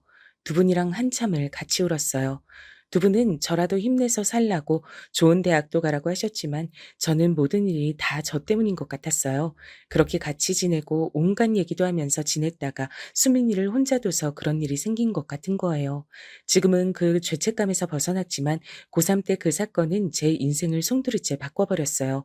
방에 틀어박혀서 울기만 하고 수민이랑 카톡 주고받았던 거, 편지 썼던 거 보면서 웃다가 울다가 난리가 났죠. 부모님이 다 갖다 버리려고 하니까 눈이 뒤집어져서 발작까지 하는 바람에 정신병원도 갔었어요. 친구의 갑작스런 죽음으로 너무 스트레스를 받은 것 같다고요. 시간이 필요하다고 하시더군요. 이미 제 인생에서 대학은 별 의미가 없었어요. 고등학교 졸업장만 받고 대학 진학을 하지 않았죠. 그때 정말 제 인생에서 가장 많이 싸운 날이었을 거예요. 과거와 미래까지 다 통틀어서요. 살면서 그때만큼 치열하게 싸운 적이 있나 싶었어요. 부모님도 자기 인생 망치려고 하는 제가 참 답답하셨겠죠. 하지만 저를 조금만 이해해 주셨으면 아마 지금의 제 모습은 달라져 있었을 건데 늘 아쉬워요. 그 나쁜 놈의 미술 선생은 알고 보니까 학력도 위조, 나이도 위조, 모든 게 거짓인 사람이었어요. 결국 모든 게 뽀록나서 가중 처벌받았지만 10년형밖에 받질 않았어요. 미성년자를 성폭행하고 협박까지 해서 사람을 죽게 만들었는데 형량이 그렇단 사실에 전 더욱 분노했죠. 시간이 지나면 지날수록 수민이가 없는 내 삶이 그대로 또 아무렇지 않게 흘러간다는 게 더 슬펐던 것 같아요. 그러다가 정말 아무것도 못하고 죽겠더라고요. 수능은 치질 않았지만 그 이후부터 전 각종 아르바이트를 시작했어요. 학생 때부터 돈 모았던 거랑 알바해서 돈 번 거랑 합쳐서 독립을 했어요. 꽤 열심히 돈 모았거든요. 그 이후에 다니고 싶던 컴퓨터 학원에 다녔고요. 자격증도 다 따고 나중에 일하는 데 필요할 것 같아서 전산 회계 자격증도 땄고요. 그래도 이왕 일하려면 앉아서 할 수 있는 일하자라는 생각이었어요. 이젠 엉덩이가 빠그라질 것 같다고 후회하면서 말이죠. 아르바이트로 생활이 좀 여유로워지고 나서 그래서 수민이가 살아 있었다면 같이 가보고 싶고 해보고 싶었던 일들을 하나씩 해보기 시작했어요. 우리는 항상 미래 여행 계획을 짜고 보고 싶었던 아이돌 콘서트에 꼭 같이 가자고 얘기했었거든요. 같이 갔다고 생각하면서 즐겁고 행복하게 추억을 쌓는다는 느낌으로 자전거도 타고 여러 국내 여행지도 다녔어요. 읽고 싶은 책들도 많이 읽고 사진도 많이 찍으러 다녔어요. 외국에도 놀러 가고 싶었지만 아는 사람 하나 없고 말도 잘 안 통하는 낯선 곳이 좀 많이 두렵다고 해야 할까요? 그래서 풍경 좋은 국내로 많이 놀러 다녔어요. 자전거도 타고 다니고 무작정 걸어서 도시를 이동하기도 하고요. 그렇게 미친 듯이 공부해서 자격증도 따고 돈도 벌고 걸어 다니기도 해서 조금씩 죄책감을 지워갔어요. 그리고 좀 안정적인 일자리를 찾은 게 지금 정윤호 교수님 사무실이었어요. 내가 주변을 살피지 않으면 수민이처럼 또 누군가를 잃게 되는 상황이 일어날까 봐 항상 교수님 주변이 쾌적하게 일하는데 불쾌감을 가지지 않게 공간도 업무도 계속 정리하고 분류했던 것 같아요. 함께 일하는 사람들이 행복하고 편했으면 하는 마음이 제일 컸던 것 같아요. 교수님이 어떻게 정리했을 때 가장 찾기 쉬워할까 고민도 했고요. 교수님은 젊은 나이라서 그런지 지치지 않고 정말 많은 일들을 열심히 하시더라고요. 그런데 한 번씩 밑에서 일하는 사람들이 서로 다른 일에 서류를 섞어버리거나 보내야 하는 서류를 B 회사나 아예 다른 데 보내버리거나 해서 일하시다가 흐름이 끊기는 경우가 많았어요. 일 분배 자체가 잘못된 것 같더라고요. 맡은 일과 잘하는 일이 달라서 일어나는 문제들이 많아서 조용히 보고서 하나를 작성해서 교수님 메일로 보냈어요. 어떻게 보면 정말 조심스러운 일이었지만 제가 느끼고 지켜본 바를 솔직하게 적었어요. 사실 잘릴 수도 있다고 생각하고 제가 경거망동하는 것처럼 느끼실 거라고 생각하기도 했어요. 근데 이 엄청난 오지랖이 가만히 있질 않더라고요. 직원들의 업무 숙련도, 능숙도, 일 처리 스타일, 좋아하고 흥미있어하는 분야까지 다 조사해서 올렸거든요. 그래서 업무의 차질이 일어나는 직접적인 원인과 그 해결책을 제시했어요. 그리고 이러저러한 프로세스로 운영되고 있는데 그러면 운영은 되어지는 것처럼 보이지만 업무의 정확성이 떨어져서 다시 두세 번 수정해야 하는 번거로움이 생기게 된다고도 얘기하고요. 그래서 플랜 A와 플랜 B를 제시했어요. 평소에는 A로, 어떤 직원이 빠지게 되거나 문제가 생길 시 B로 운영하실 때 가장 효율적으로 교수팀이 운영될 거라고 말이죠. 교수님은 생각이나 하셨을까요? 말단 직원에게 이렇게 팀을 돌려보라고 말을 듣게 될 줄요. 보고서를 다 적고 보내기 버튼을 누를까 말까 100번은 고민한 것 같아요. 사실은 더 한 것 같기도 하네요. 그렇게 소심한 성격이 아니었는데 교수님이라면 내 진심을 알아주시지 않을까 싶어서 결국은 보냈어요. 메일로 답신이 왔는데 정말 고맙다는 대답이었고 이렇게 많은 관심을 가져줘서 고맙다고 해주셨어요. 정말 기분이 좋더라고요. 직접 실행하실지 몰랐는데 교수님은 제가 말씀드린 대로 프로세스를 완전히 바꾸셨어요. 직원들은 이게 무슨 일이지 했지만 그렇게 일하는 과정을 바꾸고 나서 효율이 한 5배는 올라가니까 교수님이 정말 대단하다고 다 칭찬을 하시더라고요. 어떻게 공부만 잘하시는 게 아니라 이렇게 일머리까지 좋으신 거냐고 말이죠. 저는 속으로 정말 정말 으쓱했지만 아무 말 하지 않았어요. 처음엔 맡은 업무를 좀 어색해했지만 바로 자기가 제일 잘하는 분야다 보니까 업무 시간이 현저히 줄어들더라고요. 일을 여러 번 다시 하는 일도 없어지고 오발송되는 문서들이 없어지니까 거래처에서도 정말 좋아하고요. 다들 일 잘하는 분들로 바뀐 줄 알았다고 하시더라고요. 일하는 시간이 실질적으로 줄어드니까 퇴근도 빨라지고 야근하는 일이 없어지니까 다들 몸 컨디션도 좋아지더라고요. 이런 경험을 하고 나니까 교수님을 계속 관찰하게 되더라고요. 교수님이 사실 여기서 가장 바쁜 사람이니까 어떻게 하면 일을 좀 편하게 하실지, 건강은 어떻게 지키실지 절대 눈은 마주치지 않고 조용히 교수님 주변에서 얼쩡거리면서 다 살펴보기 시작했죠. 교수님도 관찰력이 좋다 보니까 처음엔 제가 너무 이해가 가질 않았대요. 분명 전산 회계 때문에 뽑았고 사무 처리 잘해주면 제 역할을 다 하는 거라고 생각했는데, 아니 이 사람이 자기 사무실이 돌아가는 패턴을 순식간에 다 파악하고 모든 불필요한 체계를 바로잡고 일을 가장 잘 해낼 수 있는 해결책까지 남들 모르게 제시하니까 고마우면서도 수상했대요. 처음에 인수인계 받을 때도 꼼꼼하게 이것저것 다 물어보더니 바로 매뉴얼을 작성해서 저장한 걸 알고 놀랐다고 하더라고요. 동정업계에서 일했던 경험이 많진 않았던 것 같은데 일을 너무 잘해서 처음엔 약간 의심했대요. '이 사람 산업 스파인가?' 하고요. 학교에 무슨 산업 스파이를 의심하지 할 수 있지만 대기업에서 쓰는 화학공학 기술개발 문의도 있고 연계된 산업들이 많다 보니 그런 생각을 안 할 수가 없었대요. 근데 보니까 아무도 신경 안 쓰는 비실한 식물들도 다 살려내고 이리저리 뒤죽박죽된 비품 창고 정리에 도서 정리에 아무리 지켜봐도 그냥 일하는 일터 주변을 다 살피고 관리하는 것 같아서 마음을 다 놨다고 해요. 그리고 더러웠던 화장실도 이 사람이 들어오고 난 후부터 좋은 냄새 나고 항상 청결하게 관리가 돼서 더 놀랐다고 하더라고요. 제가 화장실 결벽증이 있어서 화장실 더러운 걸 정말 싫어하거든요. 그냥 완벽주의인가 했는데 항상 웃고 다니고 죽어가는 식물 키우면서 "아이고 잘한다. 아이고 쑥쑥 커야지 물도 많이 먹고." 이러면서 혼자 할머니처럼 대화하는 것도 보고 '재밌는 사람이구나.' 하고 지켜보다가 자기도 모르게 멍하니 쳐다보고 있는 걸 보고 자기가 저를 좋아하는 걸 자각하기 시작했대요. 그것도 같이 일한 지 6 개월 만에 알았다고 하더라고요. 전 그때까지도 교수 사무실을 조화롭고 즐겁게 운영되는 곳으로 만들기 위해 온 정신이 팔려 있었고요. 업무량을 어떻게 하면 줄일 수 있을지, 어디도 손볼 곳을 없는지 그런 것만 생각하고 다녔으니까 스파크가 튈 일은 없었던 것 같아요. 근데 일하다 보니까 서로 둘이 같이 있는 시간에 계속 눈이 마주치는 거예요. 서로 관찰하고 있었다 보니까 눈이 결국 마주치게 된 거죠. 처음엔 서로 어색해하면서 돌리다가 나중엔 서로 그냥 보면서 웃게 됐어요. 그렇게 웃는 얼굴을 계속 보니까 정도 들고 조금이라도 안 웃으시면 기분이 안 좋으신가 생각하게 되더라고요.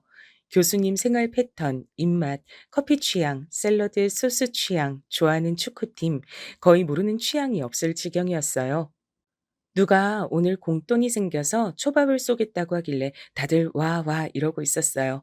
전화 주문하려고 하기 전에 제가 "교수님 와사비 잘 못 드시니까 초밥 도시락 하나는 와사비 조금만 넣어서 표시해서 보내달라고 얘기해야 한다." 했거든요. 처음엔 안 믿더라고요.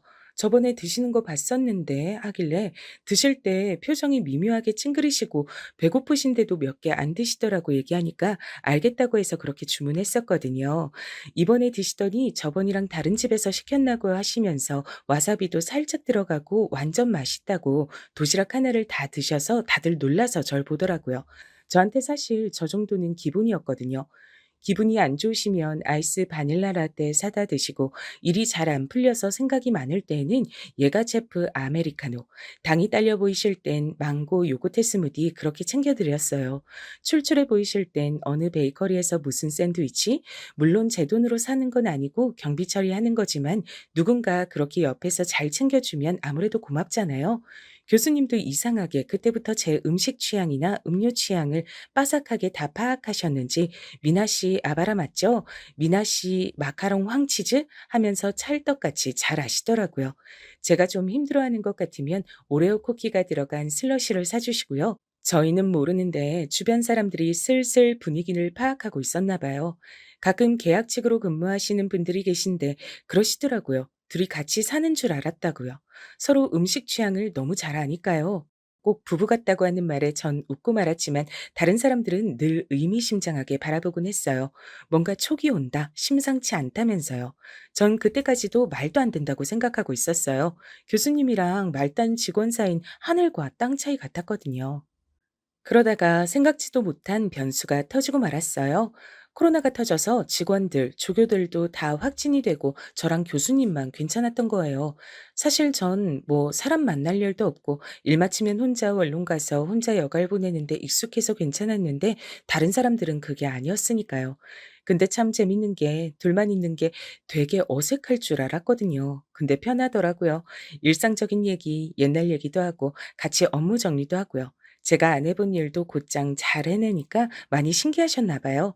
업무에 대해서 또 이해를 한다는 게 신기하셔서 그러지 말고 학교를 다시 다녀보는 게 어떻겠냐 하시더라고요. 그래서 사실 방통대 재학 중이라고 얘기했어요. 방통대 말고 제대로 학교를 다니는 게 더 좋을 것 같다고 추천해 주셔서 방통대 졸업하고 하고 싶은 공부가 있으면 대학원에 진학을 해볼까 생각 중이라고 말씀드렸죠. 교수님은 학과 공부를 배운 적도 없는 제가 지금 교수님이 가르치시는 교육 과정을 다 알고 있고 거기에 업무가 진행되는 상황이나 과정을 다 알고 있다는 걸 너무 신기해하셨어요. 제가 질문 한 번 안 하고 일을 다 처리하니까 정말 놀라시더라고요. 그 전부터 정말 궁금했었는데 실례인 것 같아서 말을 못했어요. 혹시 대학을 왜 안 갔는지 물어봐도 돼요? 교수님은 어렸을 때부터 같이 자란 친구가 있으세요? 항상 모든 순간 함께하고 단짝처럼 붙어 다니던 친구가 학원 미술 선생에게 안 좋은 일을 당해서 자살을 했는데 제가 그때 공부한다고 전혀 도와주질 못해서 너무 미안했어요. 항상 모든 걸 같이 하고 공유했던 사이인데 대학 한번 가보겠다고 그 친구가 가장 힘들 때 알지 못했단 게 정말 너무 미안한 거예요. 너무 힘들어서 진학 포기하고 돈 모아서 부모님이랑도 따로 살고 있어요. 다른 분들처럼 "너무 아깝다. 학교 갔으면 좋겠다." 이런 얘기를 하실 거라고 생각했는데 교수님은 "친구 때문에 많이 힘들었겠다. 그래도 나쁜 생각하지 않고 잘 해오고 있었네요. 대견하다." 이렇게 얘기하시더라고요. 그 일 이후로 평생 흘릴 눈물 다 흘린 것 같았는데 그때 펑펑 애기처럼 울어버렸어요. 남자 품에 안겨서 꺽꺽 소리내면서 운 게 처음이었는데 토닥토닥 해주시면서 달래주셔서 그때부터 이성으로 좋아하게 된 것 같아요. 그 다음날 팅팅 부은 눈으로 인사했더니 눈이 너무 귀엽다고 한참을 웃으시더라고요. 어제 일이 미안해서 집에서 샌드위치를 싸서 갔는데 직접 만든 거라고 하니까 너무 좋아하시는 거예요. 파는 음식만 먹다가 누가 직접 만들어주는 음식을 먹는 게 더 건강해지고 힘이 나는 느낌이라서 좋다고 하시더라고요. 심지어 요리도 잘한다고 칭찬하시는데 어제부로 좋아하는 마음이 생겼다 보니까 칭찬 한마디에 너무 부끄러우면서도 좋더라고요. 그래서 간단하고 맛있어 보이는 레시피가 있으면 만들어 가서 같이 먹고 그랬어요. 코로나 때문에 밖에선 못 먹으니까 그런 재미도 있더라고요. 하루는 교수님이 자기 집으로 초대하고 싶다고 하는 거예요. 오늘은 자기가 요리사 하겠다고 하더라고요. 점점 교수님을 좋아하는 마음이 깊어지던 때라 흔쾌히 승낙을 했어요. 교수님이 나쁜 짓 할 사람도 아니란 것도 확신했고요.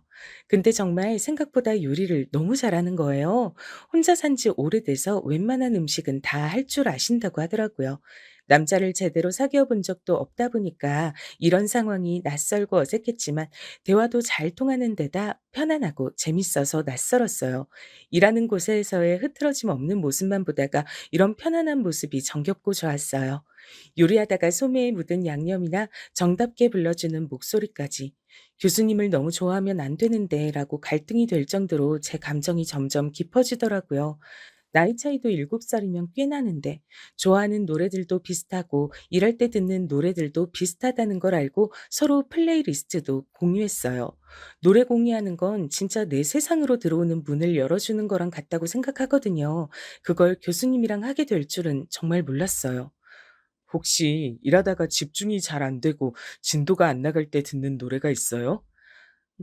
그럴 때는 가사 있는 노래 들으면 더 집중이 안 돼서 없는 걸로 듣는데요. 좀 웃길 수도 있는데 하울의 움직이는 성에 인생의 회전목마를 들어요. 그걸 들으면 모든 게 다 그냥 흘러갈 것 같은 느낌이 들어서요.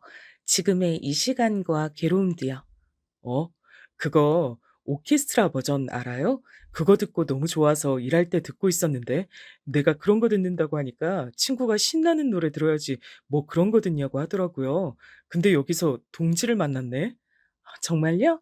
밤에 잠 안 올 때 듣는다는 친구는 봤는데 일할 때 듣는다는 사람은 주변 사람 중에선 처음인 것 같아요. 노래 취향 비슷한 사람 있으니까 좋네요. 어, 그럼 우리 그렇게 해요. 매일 들으면 기분 좋거나 마음 편안해지는 노래 한 곡씩 추천해 주기요. 아님 그날에 어울리는 노래 추천해 주기. 와, 좋아요. 매일매일 뭔가 노래가 쌓이면 그것도 되게 뜻깊을 것 같아요. 이렇게 우리가 하루하루를 보냈구나. 이렇게 버텨냈구나. 그런 느낌일 것 같아요. 책 자주 읽어요? 미나 씨는 어떻게 이렇게 말을 조리 있게 잘하지? 나랑 7살 차이 나는데 말하는 건 미나 씨가 훨씬 잘하는 것 같아요. 아, 정말 교수님 놀리지 마세요. 그렇게 우리는 매일매일 음악을 추천해 준다는 핑계로 연락을 계속 주고받기 시작했어요. 하루의 시작을 응원하고 하루의 마무리를 다독여줬죠. 그런데 나만 설레는 건 아니라는 확신이 든 건 언제부턴가 절 계속 바라보고 있는 교수님과 눈이 마주쳐서였어요. 잠깐씩 멍하게 절 바라보는 교수님이랑 눈이 마주치면 저도 모르게 장난꾸러기처럼 웃었거든요. 하루에 20번씩, 그러다 일부러 전혀 모르는 척 쳐다보지 않으면 저한테 일부러 와서 말도 걸고 혹은 맛있는 거 먹자고 집으로 초대해 주시더라고요. 코로나 시기여서 맛있는 가게에 못 데려다 줘서 미안하다고 하셨지만 전 가게가 아니라 집이라서 더 좋았어요. 같이 넷플릭스도 보고 음식하다가 웃느라 망쳐서 배달시켜 먹기도 하고요. 그러다 배불러서 잠시 소파에 앉았다가 깜빡 잠이 들었는데 내 손을 잡고 같이 잠든 교수님을 봤어요. 가만히 교수님의 앞머리가 눈을 찌르지 않게 정리해주고 있는데 교수님이 눈을 뜨셨어요. 우리는 한동안 서로를 바라보다가 교수님이 "우리 사귈래요?"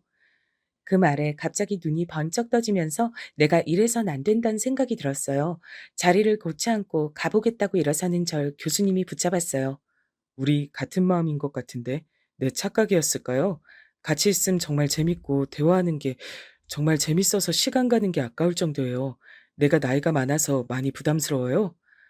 전 교수님에 비해서 많이 부족하고 또 부족한 사람이에요. 저랑 만나는 걸 비밀로 하고 사귀더라도 곧 눈치 빠른 사람들이 알아채기 시작할 거예요. 저도 교수님이 좋지만 저로 인해 교수님이 다른 사람들 입방아에 오르내리거나 듣지 않아도 될 말들을 듣지 않으셨으면 좋겠어요.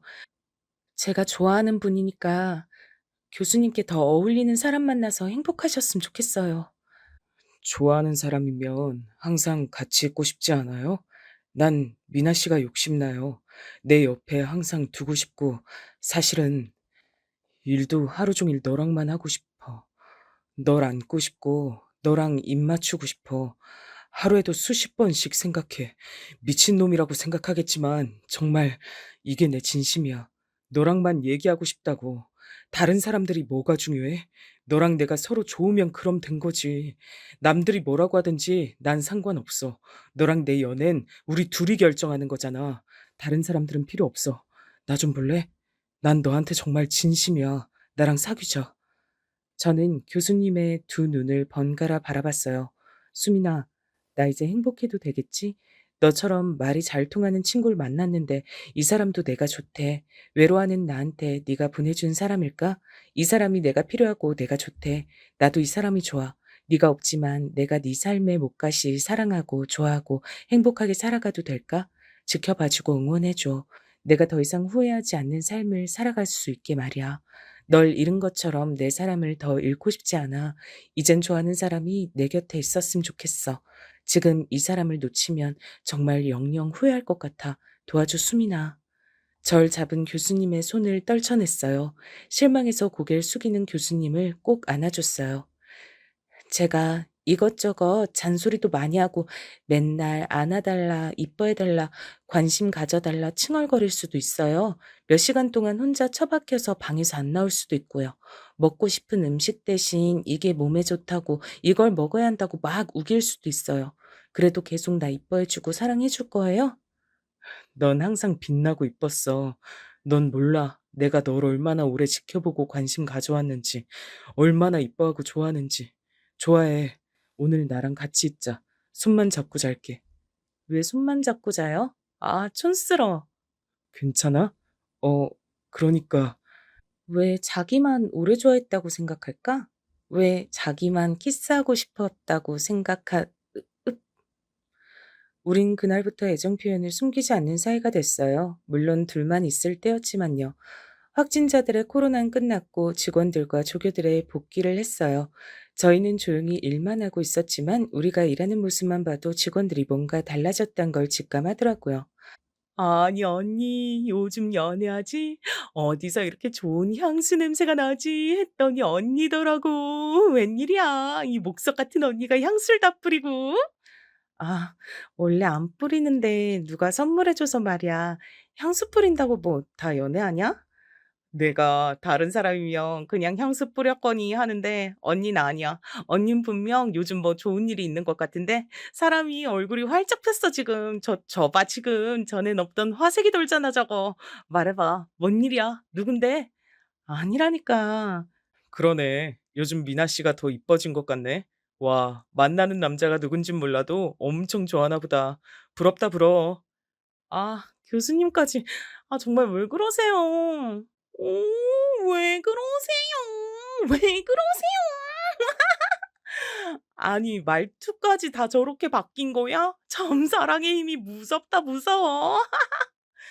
사람들이 대놓고 놀려댔지만 그만큼 제가 많이 변화했단 얘기겠죠. 전에 일하던 행정 직원 대신 다른 여직원이 들어왔어요.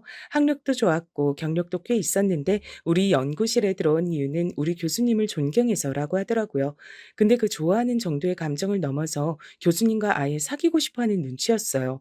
모든 음식 심부름도 자기가 갔다 오겠다고 해서 직접 교수님께 갖다 드리고 말이라도 한 번 더 해보려고 난리였죠.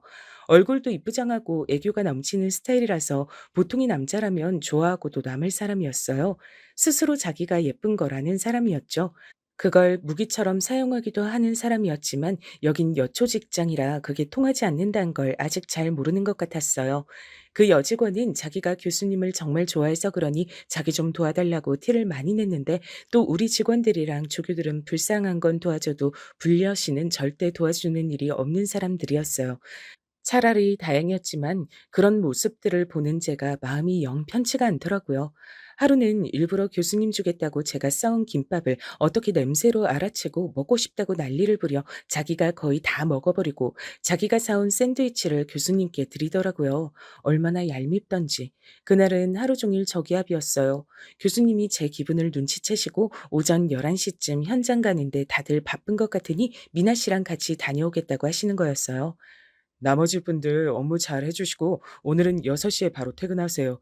저희는 현장 견학하고 따로 상의하고 다음 주에 프로젝트 들어갈 거 계획 짜고 의논하고 하다 보면 좀 길어질 것 같아요. 오늘 점심은 제가 쏠 테니 이 카드로 결제하시고요. 맛있는 거 다들 드세요. 교수님, 현장 견학 저도 가고 싶었는데 오늘은 제가 가면 안 될까요? 행정직원이 굳이 현장 견학 갈 이유가 없을 것 같은데요. 그 말에 그 여직원은 잠시 얼굴이 울그락불그락 하더니 절가라 뭉개기 시작했어요. 미나 씨는 잡무 처리하시는 분 아니세요? 고절 직원이랑 굳이 업무 상의하시고 계획까지 짜실 필요 있나요? 다른 사람들이 알면 놀랄 텐데요. 뭘 잘 모르나 본데 미나 씨 최종 학력이 그럴 뿐이고 지금 대학교 재학 중이에요. 그리고 아마 능력치는 지금 얘기하는 그쪽보다 5배나 더 높을 겁니다. 여기 모든 체계를 잡은 게 미나 씨예요. 저도 잘 못하는 일을 다 알고 하고 있고 이곳을 다 살피는 사람이라 제가 믿고 쓰는 겁니다. 주영 씨라고 하셨죠? 저번에도 서류 업무 처리가 잘못돼서 본관 행정팀에서 문제 생겼던 것 같은데요. 입사하신 지 2주일 지났는데 업무 파악이 좀 느리신 것 같습니다. 업무 숙달에 전념하셨으면 좋겠네요. 그리고 전 인성 안 좋은 사람을 정말 싫어합니다. 업무 분위기 해치고 다른 직원들 불쾌하게 만드는 일이 더 없었으면 좋겠네요. 미나 씨, 가죠. 다른 사람들 말을 들어보니 그 행정 직원은 한참을 열받아 했다고 하더라고요. 아무래도 지금까지 애교 부리고 말을 잘해서 사람들한테 인정도 받고 실수를 해도 요리조리 잘 무마하면서 직장 생활했었던 것 같은데 교수님 같은 사람한텐 그게 전혀 안 통하리란 걸 몰랐나 봐요. 도리어 교수님한테 남들 다 보는 자리에서 콱 찍혀버렸으니 자존심에 확 금이 가버린 거죠. 성큼성큼 걸어가는 교수님의 등짝에 날 열받았음이라고 적혀 있는 것 같았어요. 현장 가서도 저 기분이면 어떡하나, 내가 같이 일을 하러 가는 게 도움이 될까? 별의 별 생각이 다 들었어요. 근데 현장이 아니라 교수님 집으로 가시더라고요. 집에 갈 때까지 아무 말이 없어서 더 걱정이 됐어요. 집 앞엔 맛있는 음식이 배달돼 있었어요. 음식을 가지고 들어가는데 정말 맛있는 냄새가 나는데 음식이고 뭐고 입맛이 하나도 없더라고요. 집 안에 들어가서 갑자기 너무 서러운 기분이 들었어요. 아무 말 없는 교수님도 답답하고 그 여직원도 그렇고 뭐가 다 혼란한 느낌? 조용히 들어가서 뒤에서 교수님을 끌어안았어요. 앞으로도 이런 일이 많을 텐데 괜찮겠어요? 나는 늘 겪는 일이라 괜찮지만 내가 정말 화나는 게 뭔 줄 알아요? 내 김밥 그 여자가 다 먹은 거 그거 내 김밥인데. 응? 응? 나 진짜 김밥 좋아하는데 너무 화나서 미치는 줄 알았어요. 아 진짜. 바보같이 왜 눈물이 그렁그렁해선. 응? 울지 말고. 아 진짜 화나네. 이 김밥은 내 남자 김밥이다. 네가 먹을 김밥이 아니다. 왜 말을 못 해요. 그래도 이렇게 안아주니까 좋네. 지금 배 많이 고파? 아니요, 아직. 나도. 그럼 우리 잠깐만 저기로 가자. 응? 어디? 어? 지금? 빨리. 그거 아세요? 다른 사람들한테 보여준 적 없는 눈빛을 나한테만 보여주는 거요. 한 번도 지은 적 없는 그런 멍하게 다 풀린 눈으로 날 바라보는 그 사람. 그런 눈빛과 내 귓가에 속삭이는 간지러운 말들이 정말 절 미치게 해요. 한창 서로의 체온을 나누다가 드는 생각은 이 사람이랑 결혼하고 싶다였어요. 그런 행복한 삶이 나에게 허락이 될까 잠시 아련해졌어요. 내 눈빛을 읽은 건지 무슨 생각해? 웃긴데 당신이랑 결혼하는 상상? 잠깐 아주. 왜 잠깐이야? 나 지금 데리고 노는 거야? 난 맨날 하는데 그런 생각. 왜 잠깐만 하는 건데? 나 책임져야지. 날 이렇게 바보 빙구로 만들어 놓고 지금 다른 남자랑 결혼하고 나랑 지금 놀겠다는 거야 뭐야? 이거 완전 다른 남자 생각도 못하게 더 혼쭐을 내줘야겠다. 두고 봐. 아, 내가 잘못했어. 그만, 그만. 이렇게 사랑하는 우리였지만 결혼 얘기가 나오니까 고민은 좀 되더라고요. 집이랑 거의 연을 끊듯이 살아서 과연 교수님 집안에서 절 이해해 줄지 모르겠더라고요. 그리고 일하는 곳에 사람들도 우리를 좋게 봐줄지 걱정이 많았어요. 교수님은 제 원룸에도 가보고 싶다고 해서 왔었는데 충격을 엄청나게 받은 얼굴이었어요. 전 어렵게 독립했고 돈을 모아야 했기 때문에 좋은 환경의 원룸은 어려웠거든요. 그래서 정말 한 사람이 잠자고 화장실 왔다 갔다 할 수 있는 수준의 작은 원룸에서 살았어요. 그나마 집이 적었으니까 망정이지 짐까지 많았으면 감당이 어려웠을 것 같아요. 당장 짐 싸. 난 너 이런 데 사는 거 싫어. 내가 없는 데서 이렇게 너 혼자 있을 거라고 생각하니까 마음이 너무 안 좋아. 가자 빨리. 여기 살만해요. 조용하고 상당히 아늑하고 크지 않아서 다른 짐도 별로 없고 정리도 청소도 쉬웠어요. 그건 나 없을 때 얘기고 나도 이제 너희 집에서 자고 그래야 되는데 우리 둘이선 너무 좁잖아. 빨리 짐 싸. 그리고 여기 월세 얼마씩 내? 매달 35만 원이요? 진짜 싸네. 서울에서 이런 가격의 원룸을 구하다니. 그럼 매달 나한테 25만 원 주고 우리 집에서 살아. 이건 얹혀 사는 게 아니고 당당히 룸을 쉐어하는 거야. 그 정도 가격이 나한테도 적당하다고 생각해. 아니, 그렇지만 어느 부모님이 시골 얘기도 전에 며느리랑 아들이 같이 사는 걸 좋아하시겠어요. 그리고 내가 너무 민폐예요. 아니, 우리가 남이야? 우리 엄마 아빠 이혼하시고 각자 가정 이루셔서 상관없어. 나만 행복하게 살 수 있는 여자 만나면 아무것도 바라는 거 없다고 하셨던 분들이야. 결혼식 안 오셔도 난 상관없어. 그분들 인생이시니까 낳아주신 것만 해도 난 감사해. 나 같은 환경에 몸이 아픈 친구들도 많더라. 근데 난 아니잖아. 정말 복 받은 사람이라 생각하고 있어. 너랑 빨리 가정도 이루고 이쁜 애기들도 낳아서 북적북적 재밌게 지내고 싶어. 망설이는 절 세워놓고 대충 자기가 짐을 와구와구 다 싸놓더니 기어코 짐들을 트렁크에 다 옮겼어요.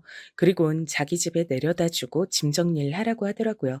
앞으로 여기서 같이 살 거니까 아무 곳에다 다 짐을 넣어도 된다면서요. 내 방은 어디로 쓰면 되냐고 하니까 나랑 같은 방이란 말에 또 철렁했어요. 진짜 부부처럼 사는 건가? 근데 같이 있으면 너무 좋으니까 이렇게 운이라는 건가 보다 하고 있었어요.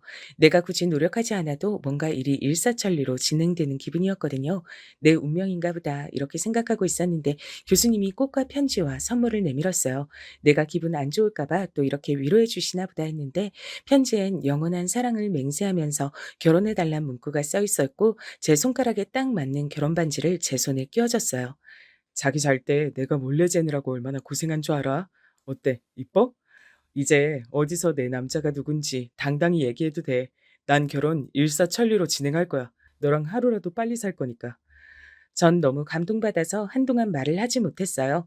프로포즈 받고 여자들이 우는 이유가 이거구나 싶더라고요. 한평생 나랑 같이 있고 싶다고 얘기하는 거니까요. 그렇게 우리는 가장 빠른 길일인 5일 후에 청첩장을 와다다 찍어서 결혼식을 올렸어요. 심지어 일하는 사람들에겐 토요일 예식 바로 하루 전날 통보했답니다. 다들 어린아가 있는 얼굴이었어요. 특히 행정직원은 하루 종일 똥 씹은 얼굴이었죠. 앞에선 뭐라고 못하고 뒤에서 불려신 따로 있었네 하더라고요. 그렇게 행복한 신혼생활이 시작됐어요. 부부끼리 같은 곳에서 일하면 더 많이 부딪히고 더 스트레스 받는다고 하잖아요. 저희는 일할 때는 너무 프로페셔널해서 주변 사람이 힘들다고 할 정도였어요. 각자 분야에서 열심히 해서 저도 부장급으로 승진했고요. 너무 파격 인사 아닌가 했지만 제가 처리하고 정리한 일의 양이 정말 엄청났기 때문이었죠. 다들 저보고 체력 좋다고 했지만 저도 악으로 깡으로 해낸 것 같아요. 그리고 좋아하는 사람이랑 같이 일하는 것도 전 꿈만 같고 좋은 것 같더라고요. 결혼하고 나서 정남이 다 떨어지는 사람들도 많다고 하던데 교수님은 절 더 귀여워해주고 아껴주는 것 같아서 마음이 놓여요. 대학 교수들을 다 초청해서 연말 모임을 하는데 배우자가 있는 사람들도 함께 참석하라고 했대요. 전 어색해서 가기 싫다고 했는데 꼭 같이 가자고 하더라고요. 입을 옷도 걱정하니까 어디서 저한테 정말 잘 어울려 보이는 예쁜 옷도 구해서 왔어요. 처음이었는데 저도 이런 옷을 입을 수 있는 사람인지 그때 처음 알았어요. 저희가 들어서니까 곳곳에서 수군거리는 소리가 들리더라고요. 신경 쓰지 않고 남편과 여러 곳에 인사드리러 다녔어요. 결혼했다는 말이 깜짝 놀라지만 남자분들은 다들 "이런 미인과 부부라니 정말 좋겠어, 정 교수." 이렇게들 칭찬하고 응원해 주셨어요. 근데 치맛바람이 무섭다는 얘기가 있잖아요. 제가 지나갈 때마다 수군거리는 소리가 점점 더 심해졌어요. 아니, 그래서 대학도 안 나오고 7살이나 차이 나는 애랑 결혼을 한 거야? 양가 부모도 없이 급하게 했다던데. 정 교수는 장래도 촉망받고 능력도 최상위인 남자인데 왜 저런 여자랑 결혼을 한 거야? 보나마나 배운 거 없는 저 여자가 몸으로 들이댔겠지. 혼전 임신 이런 걸로 억지로 결혼한 거 아닐까? 하긴 저런 부류 애들 몸뚱아리 말곤 재산도 없잖아. 아, 더러워. 예상은 했지만 얼핏 들어도 아무리 못 들은 척해도 저런 얘기들은 저한테 정말 상처가 되더라고요. 남편이 잠시 어디 갔다 오겠다고 갔는데 남편도 저랑 같이 다니는 게 부끄러워진 거 아닌가 걱정이 많이 됐어요. 세상에 갑자기 혼자 태어나 있는 것 같더라고요. 서서히 머리가 핑핑 돌려고 할 무렵에 갑자기 남편이 앞에 단상에 있는 마이크로 저를 소개하는 게 아니겠어요? 여러분, 안녕하십니까? 얼마 전에 결혼해서 새신랑이 된 정윤호 교수입니다. 전 이 대학에서 교수가 됐고 여러 성과를 내게 되어 많은 프로젝트에 참가, 많은 인맥도 얻고 스펙도 쌓게 됐습니다. 제가 가장 자랑스러워하는 스펙은 바로 제 아내를 이 대학에서 만난 거였습니다. 잠시 저희 교수팀을 도와주러 들어온 알바생으로 만났었는데 일을 너무 잘해서 지금은 부장급 직함을 달고 있습니다. 제가 편애해서가 아니라 절 음으로, 양으로 가장 많이 도와준 직원이었기 때문입니다. 저희 사무실 식물, 화장실, 주변 청소, 정리는 기본이고 저희 사무실의 모든 업무 처리를 아주 체계적으로 바꿔줘서 일의 강도가 원래 10이었다면 3으로 바꿔준 은인과도 같은 사람입니다. 아마 이 사람이 없었으면 전 지금의 많은 업적들을 5년 후에나 이룰 수 있었을지도 모르겠습니다. 하지만 한간에는 아내의 그런 능력은 모르고 고졸 출신의 여자가 몸으로 들이대서 교수를 꼬셨다고 생각하는 사람들도 있나 봅니다. 아까 행사 중에서도 다른 사람들이 다 듣는데 그렇게 수군거리시는 분들도 많더라고요. 아내는 고3 가장 예민하고 힘든 시기에 사고로 친구를 잃었습니다. 그 충격으로 대학 진학을 하지 않고 혼자 외롭고 힘들게 지금까지 버텨왔습니다. 하지만 꾸준히 노력하고 극복해서 대학교도 이제 마쳤답니다. 이름난 좋은 대학은 아니더라도 자기가 자기 손으로 등록금 벌여서 열심히 졸업장 따냈습니다. 여기서 부모님께 손 안 벌리고 자기 힘으로만 대학 다닌 사람 얼마 없을 겁니다. 어디서든 남 뒷말하는 법이 없고 자기가 열심히 한 일 자랑하거나 티내지 않고 다른 사람들 위해서 헌신하고 노력하기만 하는 사람이었습니다. 그래서 제가 먼저 반해서 한참을 바라만 보다가 드디어 사랑의 결실을 이뤘습니다. 자신이 제 허물이 될까 봐 늘 걱정하는 아내를 위해서 평소 무뚝뚝한 제가 이 자리에 섰습니다. 당신은 내 허물이 아니라 내 자랑거리야, 여보. 다들 어렵게 이룬 저희 사랑을 축복해 주셨으면 좋겠습니다. 이 학교에서 일하면서 가장 감사한 게 제 아내를 만난 겁니다. 좋은 인연을 이룰 수 있게 이런 훌륭한 학교를 세워주신 설립자와 각 자리에서 열심히 일하시는 운영팀들께도 너무 감사하고 여기 있는 여러분들도 정말 좋은 사람과 함께 소중한 시간을 보내는 추억들을 많이 쌓으셨으면 좋겠습니다. 저희 많이 응원해 주시고 따뜻한 눈길로 봐주셨으면 좋겠습니다. 저는 어떻게 이런 멋지고 좋은 남자를 만난 걸까요? 꼭 영화나 드라마에서 보던 남자를 제가 만난 것 같아요. 절 보고 수군거리던 여자들도 입이 쑥 들어갔어요. 절 어떻게 보던 이제 아무 상관없더라고요. 이렇게 절 아끼고 사랑해준 사람이 있으니까요. 발표를 하고 내려오는 남편을 향해 엄지척을 해줬어요. 내려와서 저한테 나직이 얘기하더라고요. 아, 부끄러워 죽는 줄. 어떻게 이런 남편을 사랑하지 않을 수 있을까요? 늘 건강하시고 예쁜 사랑하시길 빕니다. 저도 꼭 행복할게요.